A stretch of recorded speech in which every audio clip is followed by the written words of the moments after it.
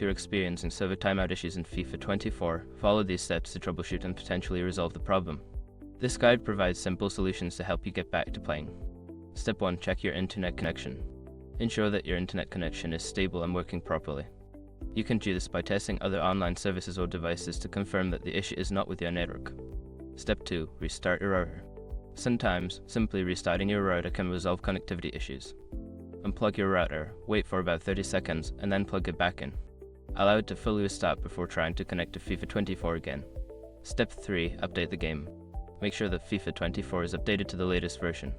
Check for any available updates on your gaming platform and install them. This can fix bugs and improve server connectivity. Step 4. Change DNS settings.